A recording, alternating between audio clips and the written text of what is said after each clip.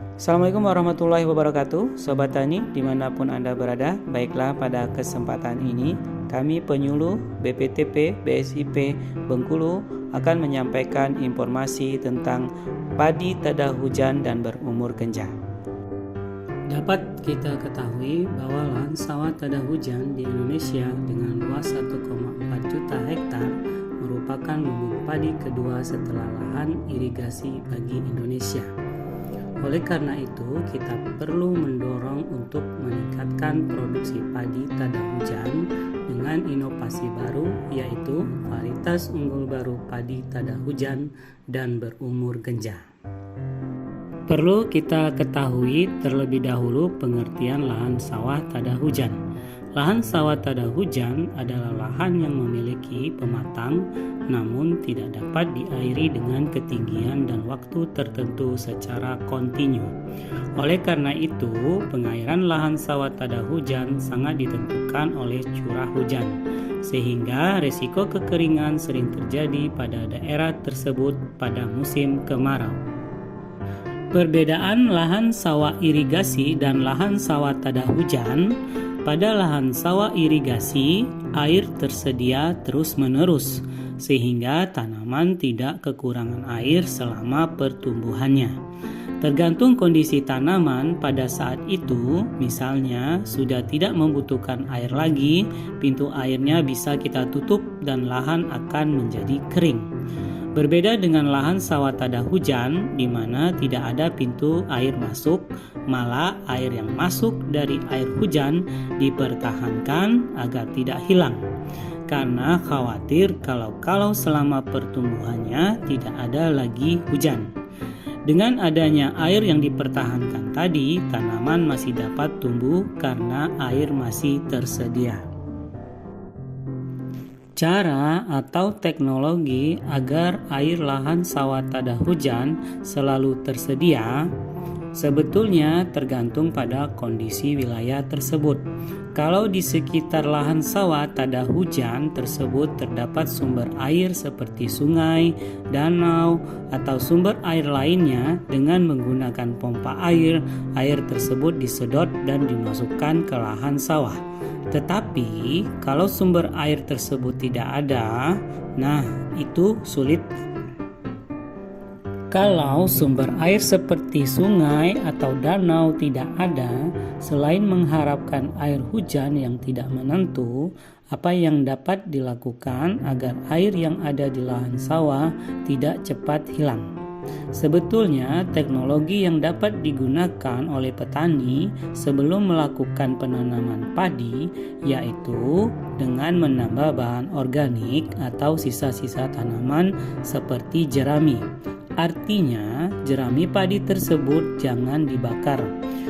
Dibiarkan saja, lama-kelamaan jerami padi tadi akan menjadi kompos pada lahan sawahnya, di mana kompos ini dapat menahan atau memegang air, sehingga air tidak cepat hilang dari lahan.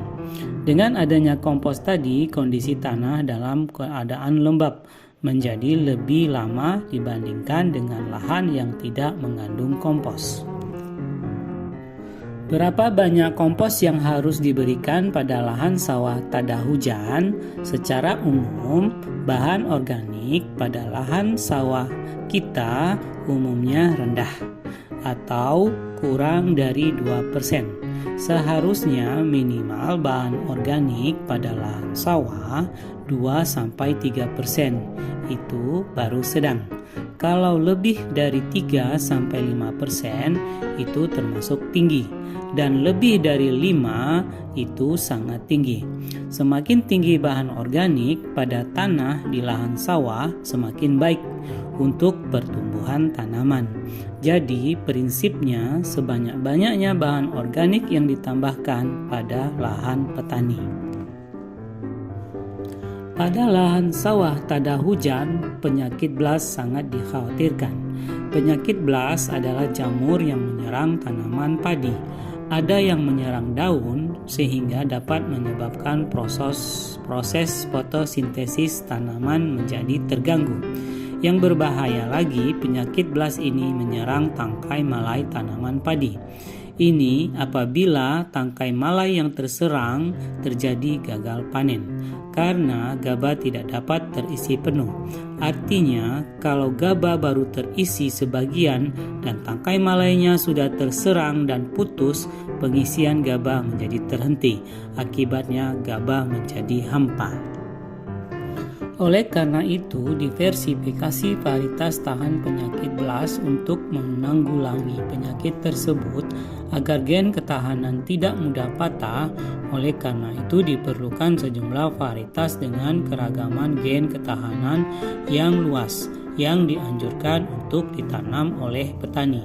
Badan Standarisasi Instrumen Pertanian telah melepas varietas padi sawah tada hujan yang toleran terhadap kekeringan dan tahan penyakit belas. Di antaranya yaitu Inpari 38 tada hujan, Inpari 39 tada hujan, dan Inpari 41 tada hujan. Deskripsi varietas tersebut dapat dijelaskan sebagai berikut. Inpari 38 tada hujan agritan, varietas ini umurnya 115 hari sejak sebar. Warna gabah kuning bersih, rasa nasinya pulen dan potensi hasilnya 8,16 ton per hektar gabah kering giling. Inpari 39 tada hujan agritan, varietas ini umurnya 115 hari sejak sebar. Warna gabah kuning bersih, rasa nasinya pulen dan potensi hasilnya 8,45 ton per hektar gabah kering giling. Inpari 41 tada hujan agritan, varietas ini umurnya 114 hari sejak sebar. Warna gabah kuning jerami, rasa nasinya pulen dan potensi hasilnya 7,83 ton per hektar gabah kering giling. Dari informasi yang telah kami sampaikan dapat disimpulkan bahwa pengairan pada lahan sawah tada hujan sangat ditentukan oleh curah hujan, sehingga resiko kekeringan sering terjadi. Oleh karena itu, penanaman padi harus dilakukan pada musim hujan, kecuali ada sumber air yang dapat digunakan untuk pengairan. Untuk memperlambat kehilangan air pada tanah lahan sawah tada hujan, tambahkanlah kompos. 3 varietas tahan penyakit belas yang dapat dijadikan pilihan untuk penanaman padi pada lahan sawah tada hujan yaitu Inpari 38 tada hujan agritan, Inpari 39 tada hujan agritan, dan Inpari 41 tada hujan agritan.